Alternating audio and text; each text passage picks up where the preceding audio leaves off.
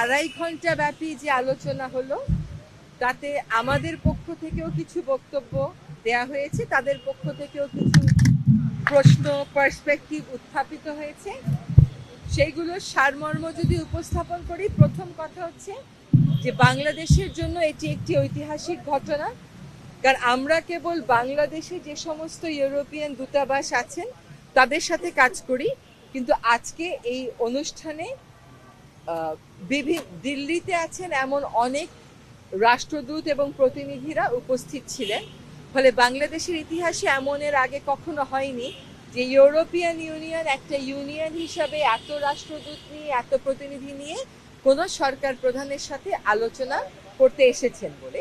সেটা বাংলাদেশের এই যে নতুন বাংলাদেশের যাত্রা, সেখানে একটা বড় ইতিবাচক ভূমিকা রাখবে বলে আমরা অবশ্যই বিশ্বাস করি। আমাদের পক্ষ থেকেও কিছু কথা বলা হয়েছে, তাদের পক্ষ থেকেও কিছু কথা বলা হয়েছে।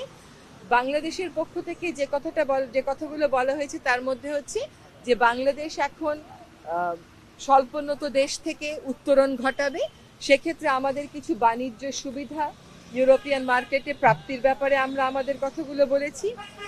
আমরা জলবায়ু পরিবর্তন বিষয়ে কথা বলেছি। আমরা রোহিঙ্গা সমস্যার সমাধানের বিষয়ে কথা বলেছি। তারা আমাদেরকে মানবাধিকারের বিষয়ে জানতে চেয়েছেন, নির্বাচন নিয়ে কথা বলেছেন, শ্রমিক অধিকার নিয়ে কথা বলেছেন। সেগুলোর উত্তরে আমরা তাদেরকে জানিয়েছি যে প্রত্যেকটা বিষয়ে প্রক্রিয়া অব্যাহত রয়েছে। আমরা অবশ্যই একটি স্বাধীন, ফ্রি, ফেয়ার এবং ডেমোক্রেটিক ইলেকশনের দিকে যাব। আমরা বিচারের কথা বলেছি। আমরা বলেছি যে ইন্টারন্যাশনাল ক্রাইম ট্রাইব্যুনাল সেটার কথা জানিয়েছি। বিভিন্ন রিফর্ম কমিশন কোন কোন ক্ষেত্রে রিফর্মের জন্য কি পদ্ধতিতে কাজ করছে এটা তাদেরকে আমরা জানিয়েছি। তাদের বক্তব্য ছিল শ্রম অধিকার বিষয়ে, সেখানেও আমরা তাদেরকে বলেছি যে সেখানে একটা কমিশন হয়েছে এবং বাংলাদেশ যাতে আর চিপ লেবার এই কথাগুলো আমাদেরকে শুনতে না হয়, বরং শ্রমিক স্বার্থ যাতে সুসংহত থাকে সেটার জন্য যে এই কমিশনের মতামতের ভিত্তিতে আমরা ব্যবস্থা গ্রহণ করব সেটা আমরা জানিয়েছি। একটা প্রস্তাবনা আমাদের পক্ষ থেকে ছিল যে বাংলাদেশের নাগরিকেরা অনেক ইউরোপিয়ান দেশে যেতে গেলে ভিসার জন্য আবেদন করতে হয় দিল্লি থেকে। এইটা অনেক সময় ঝামেলা হয়ে যায়।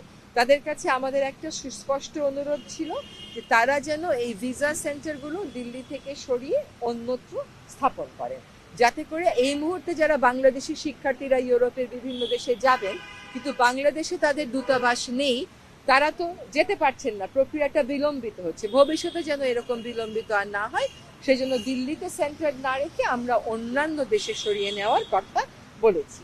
এটা হচ্ছে ইউরোপিয়ান ইউনিয়নের সাথে আমাদের যে কথা হয়েছে সেটার ব্যাপারে। এবং আমাদের পক্ষ থেকে তাদেরকে বিভিন্ন ইস্যুতে যে অপপ্রচারগুলো চালানো হচ্ছে এই অপপ্রচারের বিষয়ে বলা হয়েছে।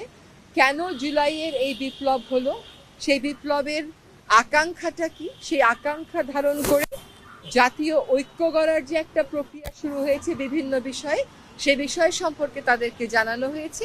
এবং এই যে জুলাই আগস্টে যে হত্যাকাণ্ডগুলো হয়েছে এই হত্যাকাণ্ডর বিচারের ক্ষেত্রে যে আমরা ব্যবস্থা গ্রহণ করেছি এই ব্যাপারেও তাদেরকে আমরা অবহিত করেছি।